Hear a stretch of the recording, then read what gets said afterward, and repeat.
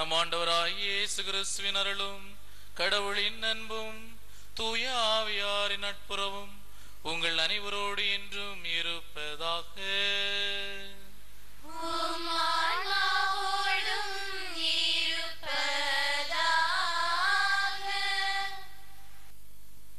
இறை இயேசுவில் அன்புக்குரிய இறை மக்களே, ஆழமான நம்பிக்கையோடும் ஆன்மீக தாகத்தோடும் இக்கல்வாரி பலியில் கலந்திட வந்திருக்கும் உங்கள் அனைவரையும், அத்தோடு மாதா தொலைக்காட்சி வழியாக இறை ஆசீர் பெற இருக்கும் யாவரையும் குளித்துறை மறை மாவட்டம் சகாய மாதா ஆலயம் ஈஞ்சக்கோடு பங்கு மக்கள் சார்பாக அன்பு கலந்த வணக்கத்தினை தெரிவித்துக் கொள்கின்றோம்.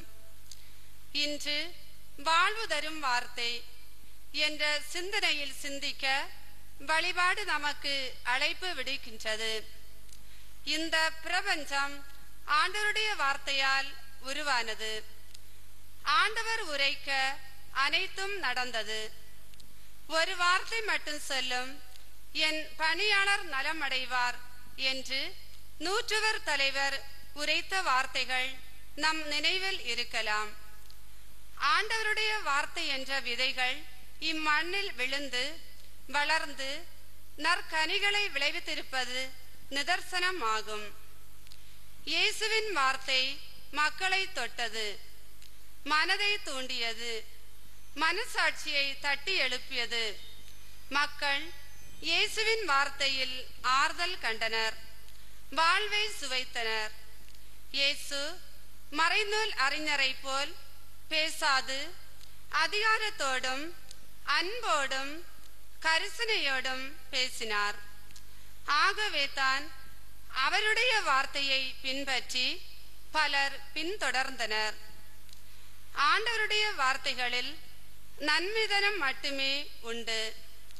கடவுளின் வார்த்தைகள் இவ்வுலக மக்கள் அனைவரும் சிறப்பாக வாழக்கூடிய விதத்தில் துணை புரியும் அளவு அமைந்துள்ளது. இவ்வார்த்தைகளை ஏற்று வாழ்கின்றவர்கள் நன்மை அடைகின்றார்கள். உதறி தள்ளுகின்றவர்கள் இருளில் உழல்கின்றார்கள். ஆகவே வார்த்தையான இயேசுவை இதயமதில் ஏற்று இகமதில் வாழ்வாங்கு வாழ்ந்திட அருள் வேண்டி இப்பலியில் இணைவோம்.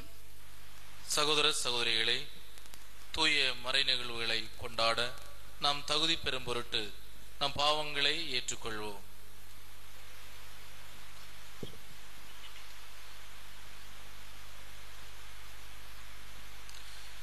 எல்லாம் வல்ல இறைவனிடமும் சகோதர சகோதரிகளே உங்களிடமும் நான் பாவியனை ஏற்றுக்கொள்கிறேன். ஏனெனில் என் சிந்தனையாலும் சொல்லாலும் செயலாலும் கடமையில் தவறியதாலும் பாவங்கள் பல செய்தேன். ஏன் பாவமே, ஏன் பாவமே, ஏன் பெரும் பாவமே. ஆகையால் எப்போதும் கன்னியான புனித மரியாவையும் வானதுதர் புனிதர் அனைவரையும் சகோதர சகோதரிகளை உங்களையும் நம் இறைவனாகிய ஆண்டவரிடம் எனக்காக வேண்டிக் கொள்ள மன்றாடுகிறேன். எல்லாம் வல்ல இறைவன் நம் மீது இரக்கம் வைத்து நம் பாவங்களை மன்னித்து நம்மை நிலை வாழ்வுக்கு அழைத்து செல்வாராக. ஆமென்.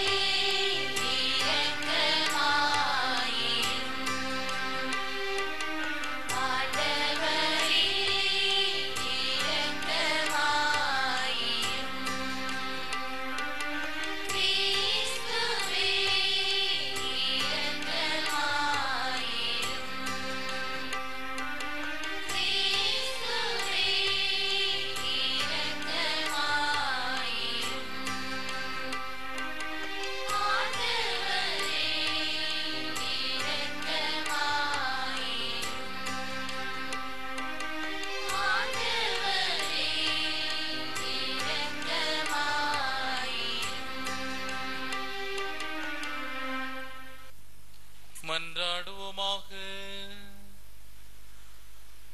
ஆண்டவரே, உம்முடைய மக்களின் தாழ்மையான வேண்டல் தயவிரக்கத்துடன் செவி சாய்க்கவுமே வேண்டுகின்றோ. அதனால் தாங்கள் செய்ய வேண்டியதை அறியவும் அறிந்ததை நிறைவேற்றவும் அவர்களுக்கு ஆற்றல் அருள்வீராக. உமோடு தூயாவின் ஒன்றிப்பில் இறைவனாய் என்றென்றும் வாழ்ந்து ஆட்சி செய்கின்ற எங்கள் ஆண்டவரும் உம் திருமகனுமாகிய கிறிஸ்து வழியாக உம்மை மன்றாடுகின்றோ.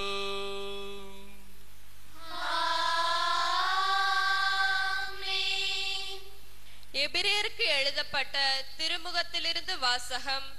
அதிகாரம் 4, இறை வார்த்தைகள் 12 முதல் 16 முடிய.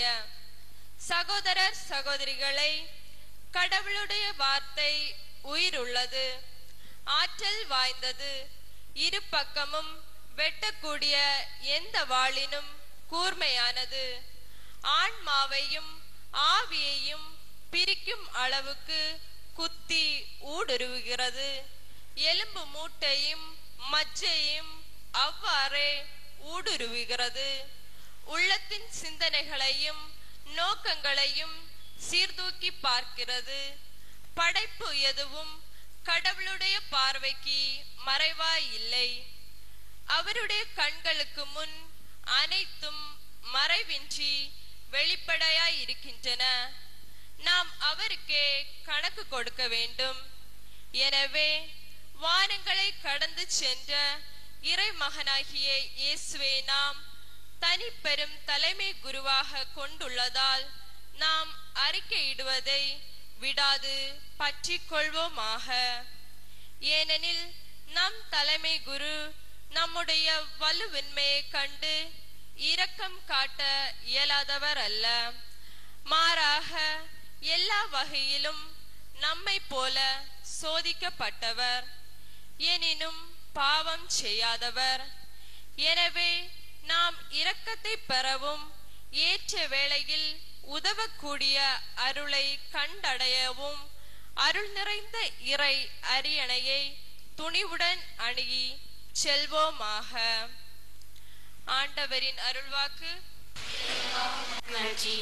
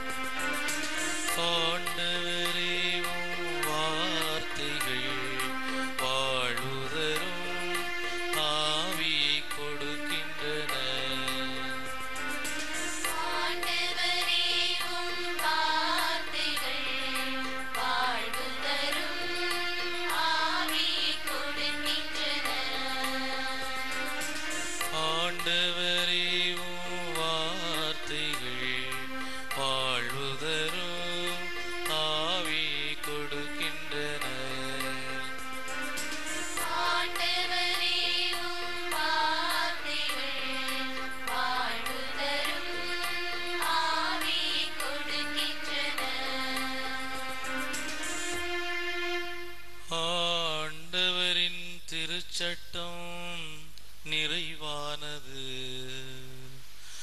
அது புத்துயிர் அளிக்கின்றது. ஆண்டவரின் ஒழுங்குமுறை நம்பத்தக்கது, எளியவருக்கு அது ஞானம் அளிக்கின்றது.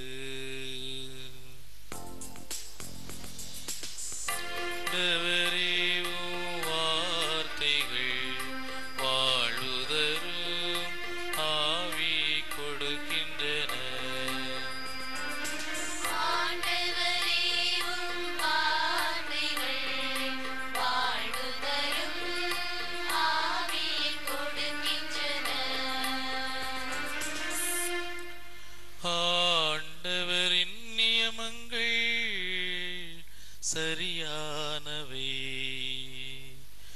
அவை இதயத்தை மகிழ்விக்கின்றன. ஆண்டவரின் கட்டளைகள் ஒளிமயமானவை, அவை கண்களை ஒளிர்விக்கின்றன.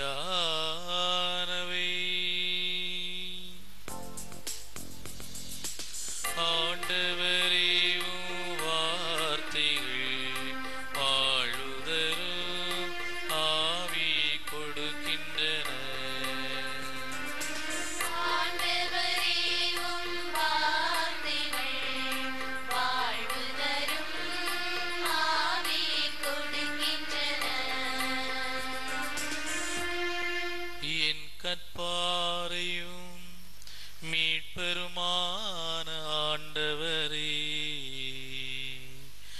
என் வாயின் சொற்கள் உமக்கு ஏற்றவையாயிருக்கட்டும், என் உள்ளத்தின் எண்ணங்கள் உமக்கு உகந்தவையாய் இருக்கட்டும்.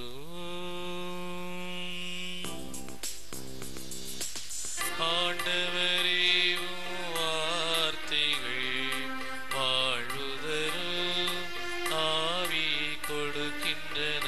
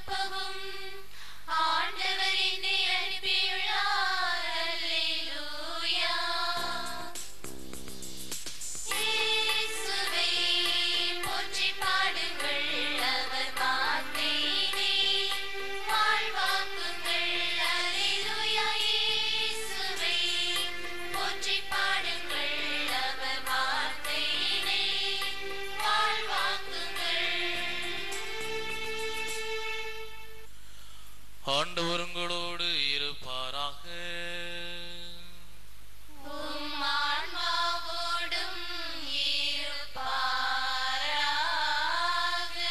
தூய மார்க்கு எழுதிய தூய நற்செய்தியிலிருந்து வாசகம்.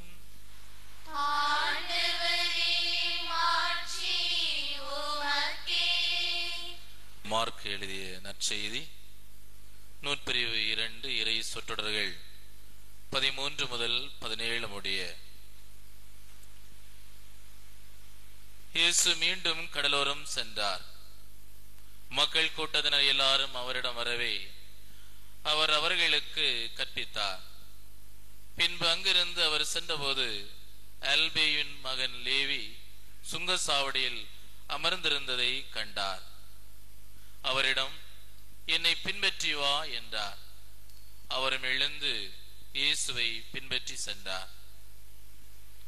பின்பு அவருடைய வீட்டில் பந்தி அமர்ந்தபோது வரி தண்டுபவர்கள் பாவிகள் ஆகிய பலர் இயேசுவோடும் அவருடைய சீடரோடும் விருந்துண்டனர்.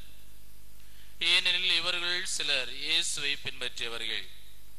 அவர் பாவிகளோடும் வரி தண்டுபவர்களோடும் உண்பதை பரிசேயரை சார்ந்த மறைநூலறிஞர் கண்டு அவருடைய சீடரிடம், இவர் வரி தண்டுபவர்களோடும் பாவிகளோடும் சேர்ந்து உண்பதேன் என்று கேட்டனர்.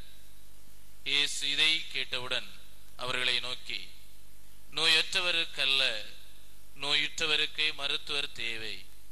நேர்மையாளர்களை அல்ல, பாவிகளையே அழைக்க வந்தேன் என்றார். ஆண்டவரின் அருள்வாக்கு.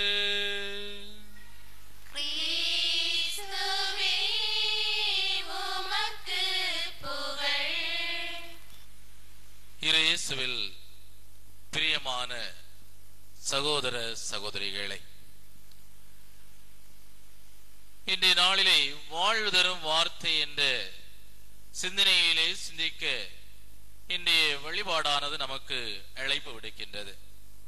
இன்றைய முதல் வாசகத்திலே கடவுளுடைய வார்த்தை உயிருள்ளது, ஆற்றல் வாய்ந்தது, இருபுறம் வெட்டக்கூடிய எந்த வாளினும் கூர்மையானது என்று சொல்லப்படுகின்றது.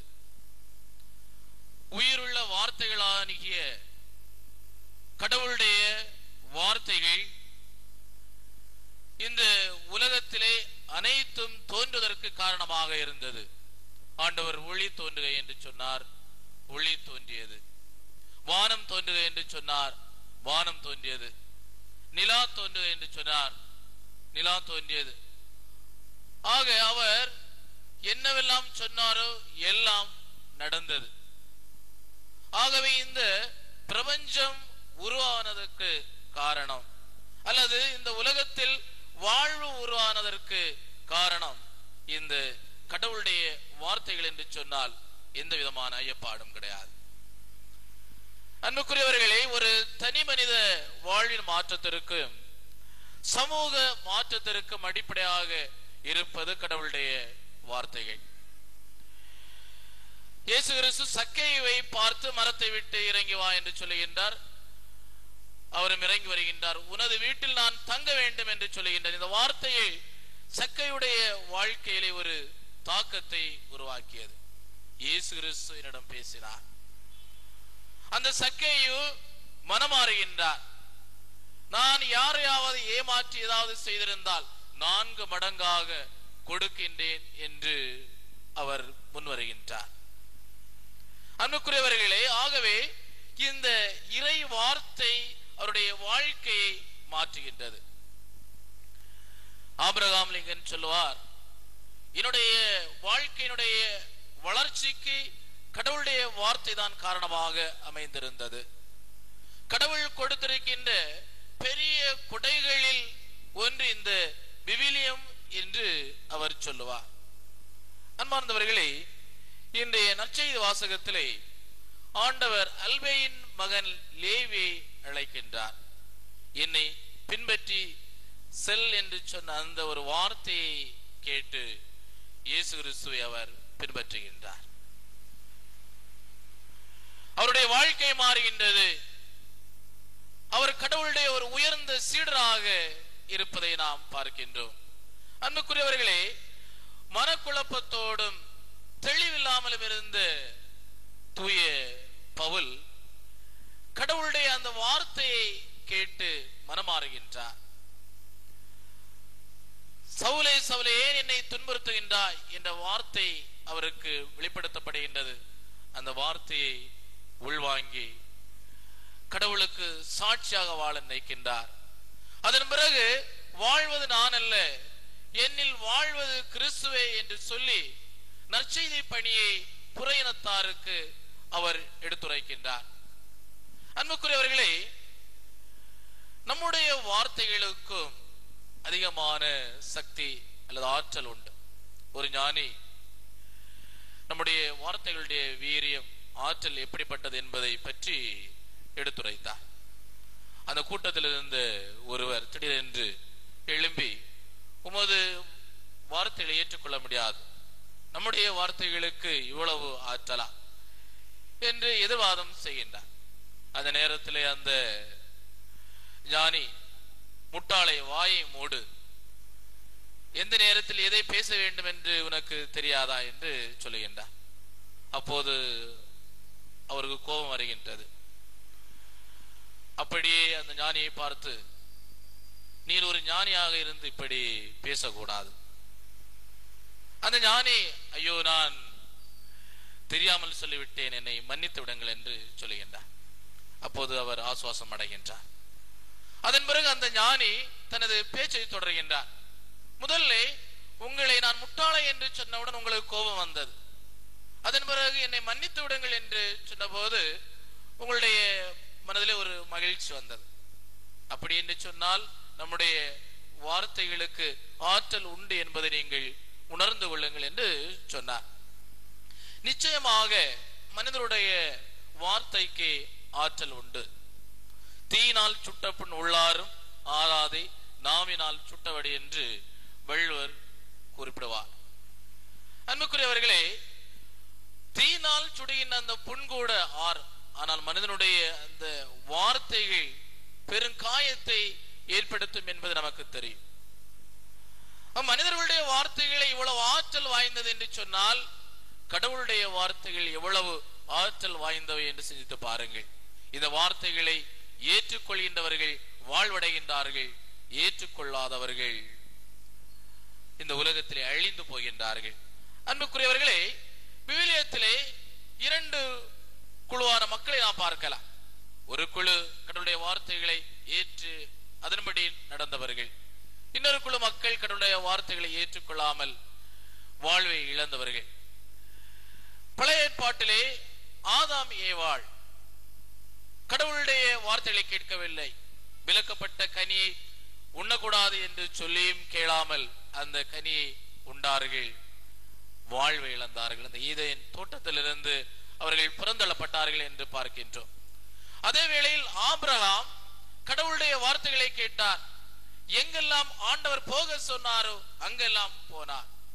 எதையெல்லாம் செய்ய சொன்னாரோ அதையெல்லாம் செய்தார். அவர் கடவுளுக்கு உகந்த ஒரு வாழ்க்கை வாழ்ந்தார், வாழ்வை பெற்றுக் கொண்டார். விசுவாசத்தின் தந்தையாக அவர் போற்றப்பட்டார். அன்புக்குரியவர்களே, அரசன் சவுல் கடவுளுடைய வார்த்தையை கேட்கவில்லை. ஆகவே அந்த மேன்மையான அரசுரிமையை இழக்கின்றார். அதே வேளையில் தாவீது அரசர் கடவுளுடைய வார்த்தையின்படி கேட்டவர். தவறுகள் செய்திருந்தாலும் அந்த வார்த்தையின்படி அவர் நடந்ததால் கடவுளுடைய அருளையும் ஆசீர்வாதத்தையும் பெற்றுக் கொள்கின்றார். புதிய ஏற்பாட்டிலே பரிசேயர்கள், மறைநூல் அறிஞர்கள் இயேசு கிறிஸ்துடைய வார்த்தையின்படி வாழவில்லை. அதே வேளையில் பாவிகள் என்று ஒதுக்கப்பட்டவர்கள், விபச்சாரிகள், புறந்தள்ளப்பட்ட புற இனத்தார்கள் கடவுளுடைய வார்த்தைகளை கேட்கின்றார்கள். திறந்த மனதோடு ஆண்டவருடைய வார்த்தையை ஏற்றுக்கொண்டதால் அவர்கள் இறை ஆட்சியினுடைய உறுப்பினர்களாக மாறுகின்றார்கள். அன்புக்குரியவர்கள், ஆகவே கடவுளுடைய வார்த்தையை ஏற்று அதன்படி செயல்படுகின்றவர்கள் இறை ஆட்சியினுடைய மக்களாக இருக்கின்றார்கள் என்பதில் எந்த விதமான ஐயப்பாடும் இல்லை. வில்லியம் ஹாட்டன் என்பவர் இறை வார்த்தை உங்களை பற்றி பிடிக்கும் வரை நீங்கள் இறை வார்த்தையை பற்றி பிடியுங்கள் என்று சொல்வார். அன்பார்ந்தவர்களே, அன்னை தெரசாவுடைய வாழ்க்கைக்கு ஒரு உந்து சக்தியாக இருந்தது நற்கருணை என்று சொல்வார்கள். ஆனால் அது உண்மைதான். அதே வேளையில் இறை வார்த்தையும் அவருடைய பணி வாழ்க்கைக்கு மிகுந்த ஒரு சக்தியாக இருந்தது என்று அவர் சொல்வார். குஷ்வந்த் சிங் என்பவரிடம் பேட்டி கொடுத்த போது, நான் விவிலியத்தை தவிர எந்த ஒரு புத்தகத்தையுமே படிப்பதில்லை என்று சொல்லுகின்றார். ஆகவே அந்த அன்னை தெரசாவுடைய வாழ்க்கைக்கு உறுதுணையாக இருந்தது இந்த விவிலியம். அன்புக்குரியவர்களை, மனித வாழ்க்கை வரலாற்றிலே இந்த வார்த்தை பல்வேறு மாற்றங்களை கொண்டு வந்திருக்கிறது. மனித வாழ்க்கையிலே இந்த வார்த்தையானது பலவிதமான மாற்றங்களையும் பலவிதமான நல்ல செயல்பாடுகளையும் செய்ய தோன்றுகின்றது. இந்த வார்த்தைகளை ஏற்று வாழுகின்றவர்கள் இறையாட்சியினுடைய மனிதர்களாக எப்போதும் இருக்க முடியும், நிலை வாழ்வை பெற்றுக் கொள்ள முடியும். ஆகவே கடவுளுடைய வார்த்தைகளை நாம் வாசிப்போம், தியானிப்போம், செயல்படுவோம். ஆமென்.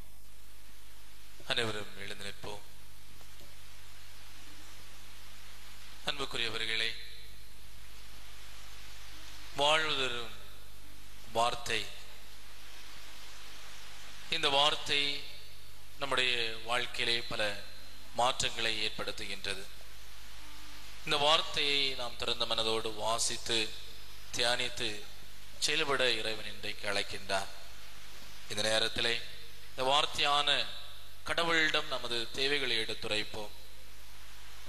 ஒரு வார்த்தை மட்டும் சொல்லும், எனது பணியாளன் நலமடைவான் என்று சொன்ன அந்த 101 தலைவரை போல நாம் விசுவாசத்தோடு ஆண்டவரிடத்திலே நமது மன்றாட்டுகளை எடுத்துரைப்போம்.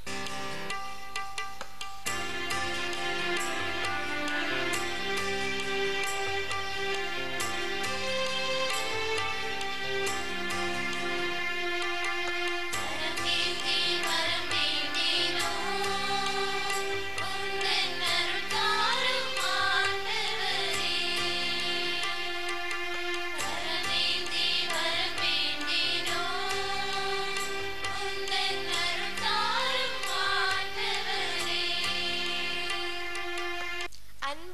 இறைவா, திரு அவையை வழிநடத்துகின்ற திருத்தந்தை பிரான்சிஸ், ஆயர்கள், அருட்தந்தையர்கள், அருட் சகோதரிகள், துறவறத்தார் அனைவரையும் நிறைவாக ஆசீர்வதியும்.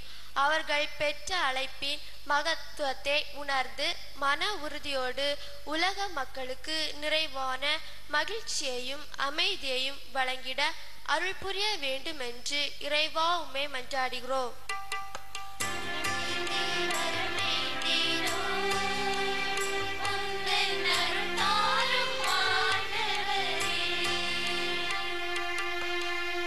எம்மை தேடி வந்த இறைவா, நாங்கள் வாழுகின்ற இவ்வுலகில் தலைவெறி தாடுகின்ற சுயநல உணர்வுகள், விருப்பு வெறுப்புகள், பொறாமை, கோபம் போன்ற தீமைகளிலிருந்து விடுபட அருள் புரியும். மேலும் மகிழ்ச்சியினை உருவாக்கி பிறரோடு பகிர்ந்து கொடுக்கின்ற நல்ல மனிதர்களாக எம்மை உருவாக்கிட வேண்டும் என்று இறைவா உம்மை மன்றாடுகிறோம்.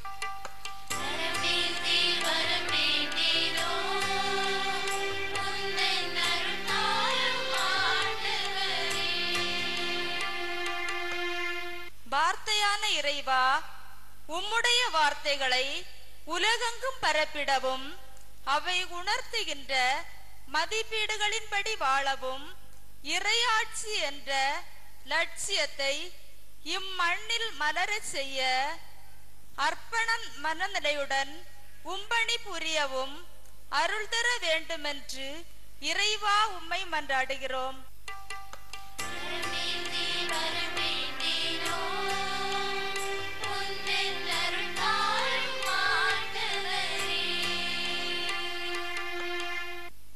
அருளின் ஊற்றே இறைவா, பல்வேறு நோய்களால் துன்புறும் உம் மக்கள் மீது கருணை கண் காட்டியருளும். எல்லாரும் உடல் உள்ள ஆன்ம நலம் பெற்று மகிழ்ச்சியோடு வாழவும் உம்முடைய அன்பை நிறைவாக சுவைக்கவும் அருள் புரிந்திட வேண்டும் என்று இறைவா உம்மை மன்றாடுகிறோம்.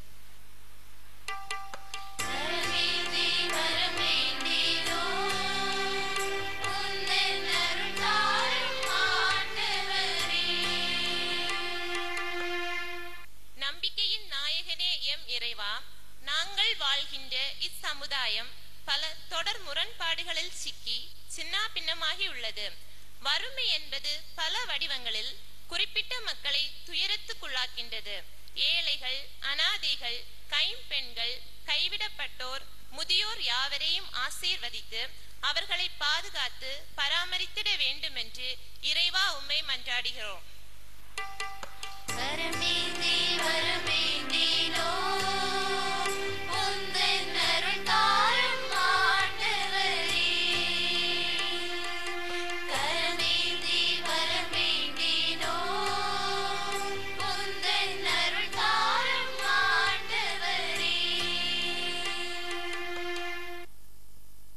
அனைவரும் செல்லுமிடங்கள் கண்களை மூடி கரங்களை குவித்து நம்மை முழுவதுமாக ஆண்டவரிடத்திலே ஒப்புக் கொடுப்போம். தாயும் தந்தையுமாக இருந்த எங்களை வழிநடத்துகின்ற அன்பு தந்தையே, உம்மை நாங்கள் போற்றுகின்றோம், உம்மை புகழ்கின்றோம், உம்மை ஆராதிக்கின்றோம். ஆண்டவரே, இங்கே கூடியிருக்கின்ற ஒவ்வொருவரையும் நிறைவாக ஆசீர்வதித்தருளும். இறைவா, உமது வார்த்தைகளை ஏற்று அதன்படி வாழுகின்ற நல்ல மனநிலையை எங்களுக்கு கொடுத்தருளும். இந்த உலகத்தில் உள்ள எல்லா மக்களும் உமது வார்த்தைகளை வாசித்து அதன்படி செயல்படக்கூடிய உமது அருளையும் ஆசீர்வாதங்களையும் கொடுத்தருளும். இந்த உலக மக்கள் எல்லாரும் ஆண்டவரே, உமது நல்ல மதிப்பீடுகளை வாழ்ந்து காட்டக்கூடிய ஆசீர்வாதங்களையும் அருநலங்களையும் வழங்கி வழிநடத்தும்படியாக உமது மகன் இயேசு கிறிஸ்து வழியாக இந்த நேரத்திலே கெஞ்சி மன்றாடுகின்றோம். ஆமென்.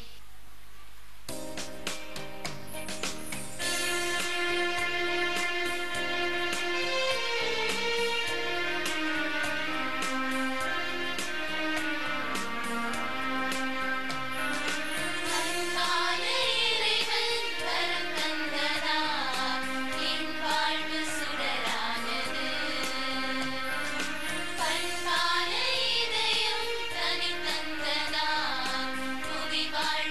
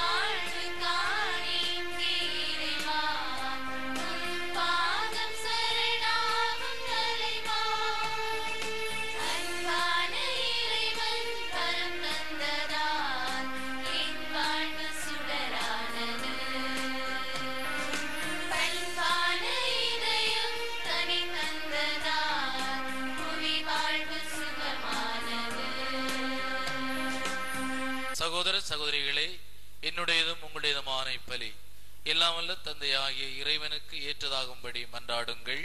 ஆண்டவர் தமது பெயரின் புகழ்ச்சிக்காகவும் மாட்சிக்காகவும் நமது நன்மைக்காகவும் புனித திரு அவை அனைத்து நலனுக்காகவும் உமது கையிலிருந்து இப்படியை ஏற்றுக்கொள்வாராக. ஆண்டவரே, உம் மக்கள் அளிக்கும் காணிக்கை உமக்கு ஏற்புடையதாய் இருக்க உம்மை மன்றாடுகின்றோம். அதன் வழியாக அவர்கள் புனிதமடைந்து இறை பற்றுதலோடு தாங்கள் வேண்டுவதை பெற்றுக் கொள்வார்களாக. எங்கள் ஆண்டவராகிய கிறிஸ்து வழியாக உம்மை மன்றாடுகின்றோம்.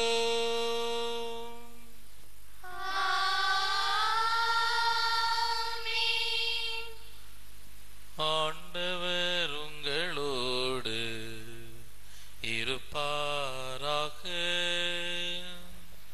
உம் ஆன்மாவோடும் இருப்பாராக.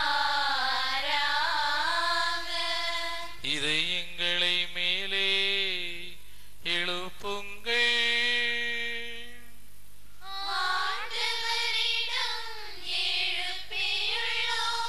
நம் இறைவனாகிய ஆண்டவருக்கு நன்றி கூறுவோம்.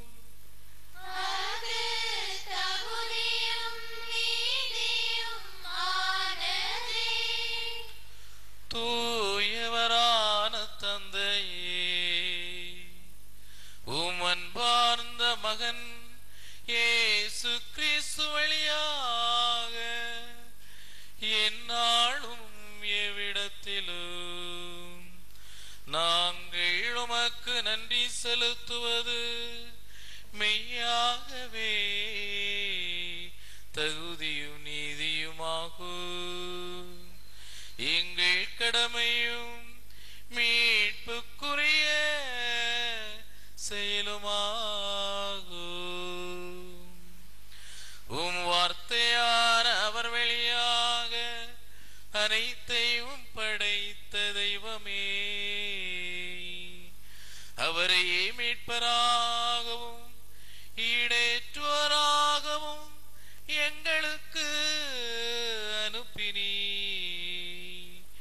அவர் தூயாவியால் உடலெடுத்து கன்னி மரியாவிடமிருந்து பிறந்தார். அவர் உமது திருவுளத்தை நிறைவேற்றி புனித மக்களை உமக்கு பெற்றுத்தர தம் கைகளை விரித்து பாடுபட்டார். இவ்வாறு அவர் சாவை வென்று உயிர்ப்பை வெளிப்படுத்தினார்.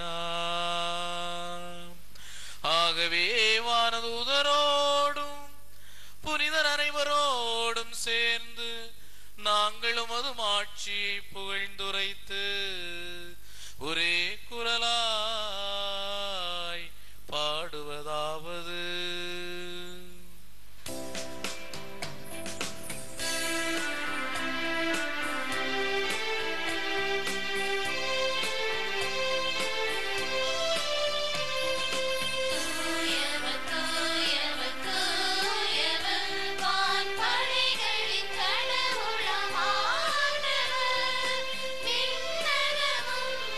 மன்னகமும்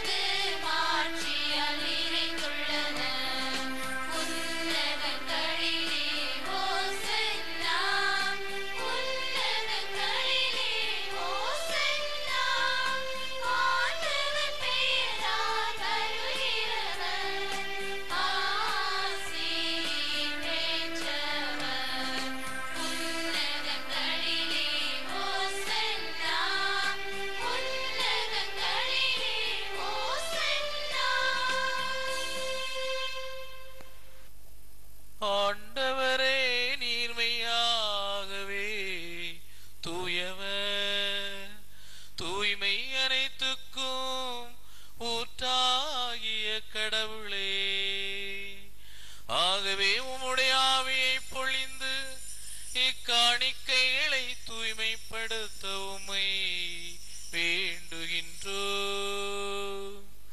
இவ்வாறு எங்கள் ஆண்டவர் இயேசு கிறிஸ்துவின் உடலும் இரத்தமுமாக எங்களுக்கு இவை மாறுவனவாக.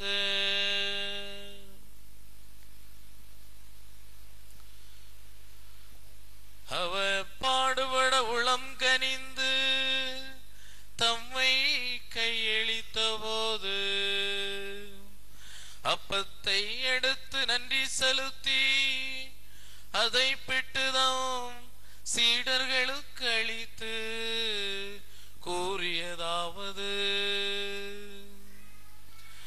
அனைவரும் இதிலிருந்து பெற்று உண்ணுங்கள், ஏனெனில் இது உங்களுக்காக கையளிக்கப்படும் என் உடல்.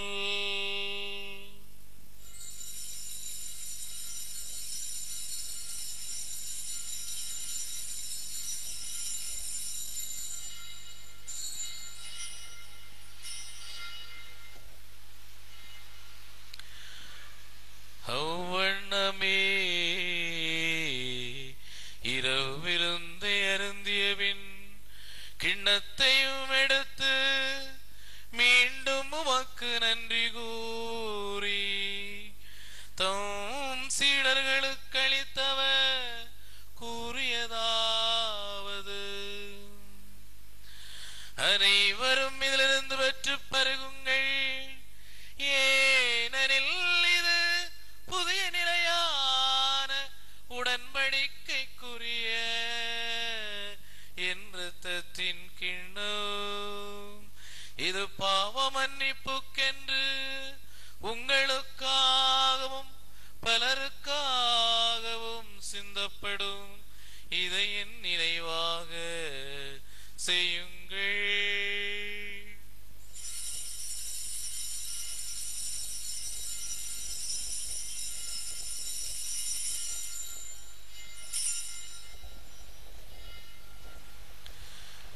நம்பிக்கையின் மறைபொருள்.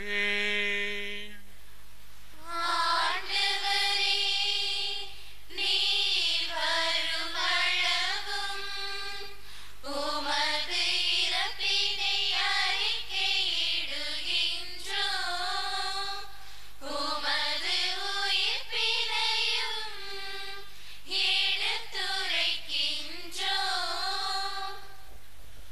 ஆகவே ஆண்டவரே, நாங்கள் கிறிஸ்துவின் இறப்பினை உயிர்ப்பினை கூர்ந்து வாழ்வுதரும் அப்பத்தையும் மீட்பளிக்கும் கிண்ணத்தையும் உமக்கு ஒப்புக் கொடுக்கின்றோம். திருமணின்று உமக்கு ஊழியம் புரிய தகுந்தவர்களினை எங்களை ஏற்றுக்கொண்டீர். எனவே உமக்கு நன்றி செலுத்துகின்றோம். மேலும் கிறிஸ்துவின் உடலிலும் இரத்தத்திலும் பங்கு கொள்ளும் எங்களை தூய ஆவியார் ஒன்று சேர்க்க வேண்டும் என உம்மை தாழ்மையுடன் மன்றாடுகின்றோம். ஆண்டவரே, உலகெங்கும் பரவியிருக்கும் உமது திரு அவையை நினைவு கூர்ந்தருளும். எங்கள் திருத்தந்தை பிரான்சிஸ், எங்கள் அப்போஸ்தலிக்க பரிபாலகர் ஆயர் அந்தோணி பாப்புசாமி, எங்கள் ஓய்வு பெற்ற ஆயர் ஜெரோம்தாஸ், எல்லா திருநிலையினர் ஆகிய அனைவரோடும் முது திரு அவை அன்பில் நிறைவேற செய்தருளும். மேலும் உயிர் தெளிம் எதிர்நோக்குடன் துயிலுள்ளும் எங்கள் சகோதர சகோதரிகளையும் இறந்தோர் அனைவரையும் இரக்கத்துடன் நினைவுகூர்ந்து உமது திருமுக ஒளியினுள் ஏற்றருளும். எங்கள் அனைவர் மீது இரக்கமாயிரும். கடவுளின் கன்னி தாயான புனித மரியா, அவருடைய கணவரான புனித யோசேப்பு, புனித திருத்தூதர்கள், இவ்வுலகிலும் உகந்தவராயிருந்தவராகிய புனிதர் அனைவருடனும் நாங்கள் நிலை வாழ்வில் பங்குள்ளும் தகுதி பெற்று திருமகன் இயேசு கிறிஸ்து வழியாக உம்மை புகழ்ந்தேத்தும் வரமருள உம்மை மன்றாடுகின்றோம். இவர் வழியாக இவரோடு இவரில்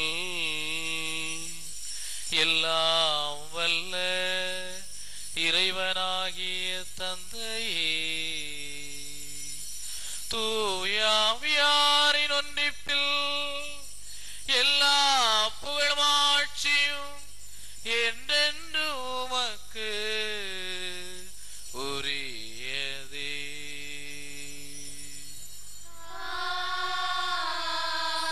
ஆமென். ஆமென்.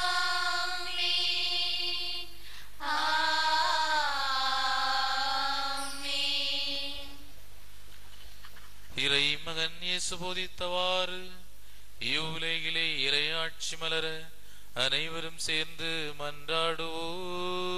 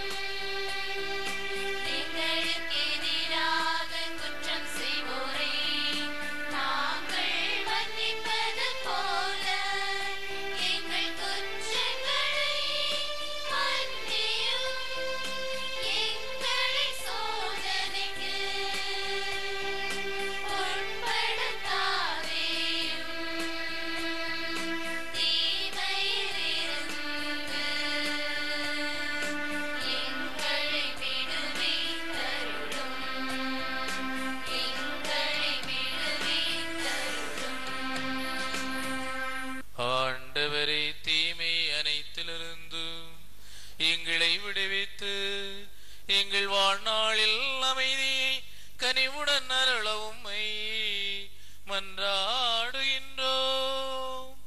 உமது இரக்கத்தின் உதவியால் நாங்கள் பாவத்திலிருந்து எப்போதும் விடுதலை பெற்று யாதொரு கலக்கமுமின்றி நலமாயிருப்போமாக. நாங்கள் எதிர்நோக்கி இருக்கும் பேரின்பத்துக்காகவும் எம் மீட்பராகிய இயேசு கிறிஸ்துவின் வருகைக்காகவும் காத்திருக்கின்றோம்.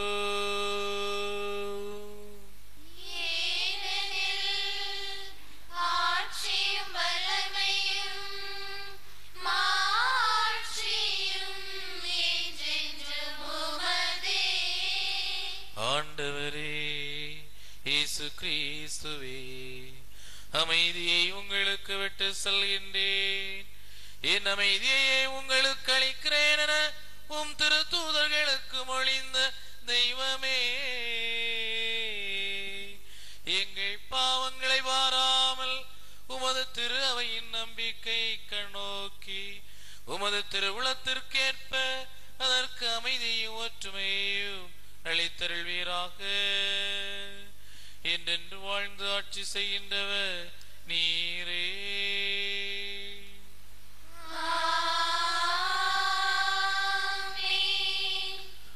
ஆண்டவருடைய அமைதி உங்கள் அனைவரோடு என்றும் இருப்பதாக.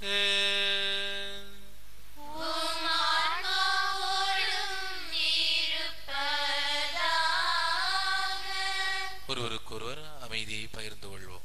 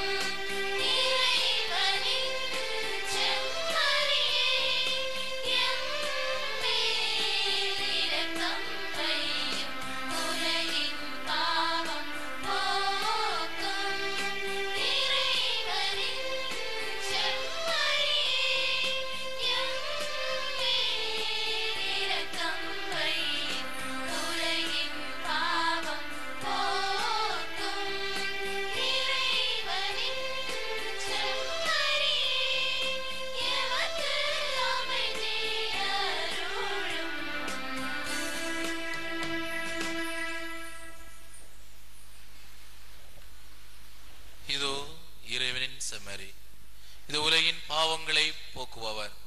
செம்மறின் விருந்துக்கு அழைக்க பெற்றோர் பேறு பெற்றோர். நான் தகுதியற்றவள், ஆனால் ஒரு வார்த்தை மட்டும் சொல்லியருளும், என் ஆன்மா நலமடையும்.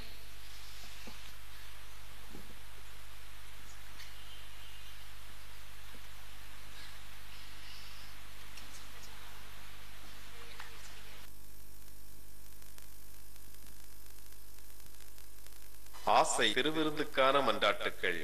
ஆண்டவரே, நீர் என் இல்லத்தில் எழுந்தருள நான் தகுதியற்றவன், ஆனால் ஒரு வார்த்தை மட்டும் சொல்லி அருளும் என்று நூற்றுவர் தலைவன் ஜெபித்தது போல நாங்களும் இப்போது உம் திருப்பாதம் பணிந்து வேண்டுகிறோம்.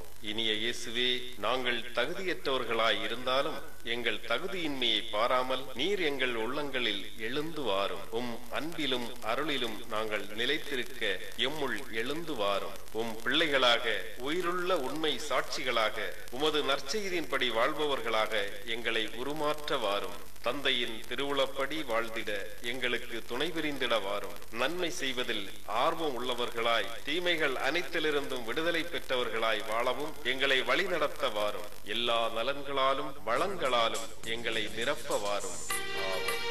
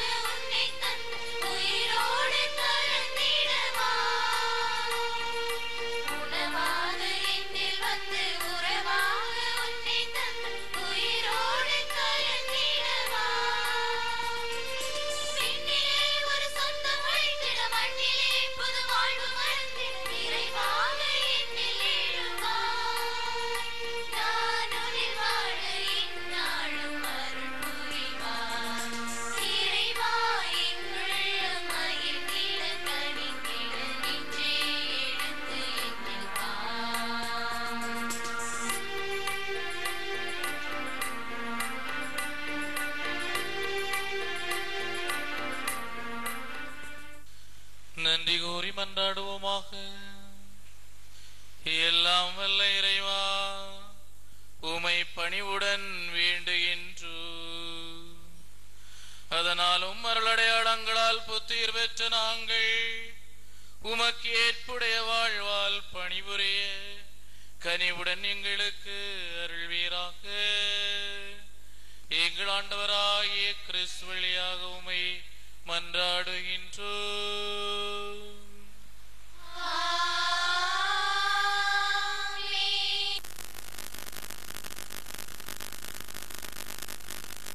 கொரோனா தொற்று நோய்க்கிருமி நெருக்கடியில் அன்னை மரியாவை நோக்கி மன்றாட்டு. ஓ அன்னை மரியே, நீர் எப்போதும் எங்கள் பாதையில் மீட்பு மற்றும் நம்பிக்கையின் அடையாளமாக ஒளிர்கின்றீர். சிலுவை அடியில் நின்று இயேசுப்பட்ட பாடுகளில் பங்கெடுத்து உமது நம்பிக்கையில் உறுதியாக இருந்தீர். நோயாளிகளின் ஆரோக்கியமே, எங்களை உம்மிடம் ஒப்புக் கொடுக்கின்றோம். அனைத்துலக மக்களின் மீட்புக்கு துணை நிற்கும் நீர் எங்களுக்கு என்ன தேவை என்பதை அறிந்து வழங்குவீர் என்பதில் நாங்கள் உறுதியாக உள்ளோம். ஆகவே கலிலேயாவின் கானாவில் நடந்தது போல இந்த சோதனை காலத்துக்கு பின் நாங்கள் எங்கள் மகிழ்ச்சிக்கும் கொண்டாட்டத்திற்கும் மீண்டும் திரும்புவோம் என நம்புகிறோம். எங்கள் துன்பங்களை தம்மேல் ஏற்றுக்கொண்டு துயரங்களை சுமந்து கொண்டு சிலுவை வழியாக உயிர்ப்பின் மகிழ்ச்சிக்கு எங்களை வழி நடத்திய இயேசு கூறியபடி தந்தையின் திருவுளத்திற்கு நாங்கள் இணங்கி வாழ்வதற்கு இறையன்பின் தாயே எங்களுக்கு உதவியருளும். ஓ இறைவனின் புனித அன்னையே, உமது பாதுகாப்பின் கீழ் நாங்கள் அடைக்கலம் தேடுகிறோம். மாட்சிக்குரிய புனித கன்னியே, சோதனைக்கு உட்பட்டிருக்கும் எங்கள் விண்ணப்பங்களை புறக்கணியாமல் எல்லா ஆபத்துக்களில் இருந்தும் எங்களை விடுவித்தருளும். ஆமென். உம் ஆன்மாவோடும் இருப்பாராக. எல்லாம் வல்ல இறைவன் தந்தை மகன் தூயாவி உங்கள் அனைவரை நிறைவாக ஆசீர்வதிப்பாராக.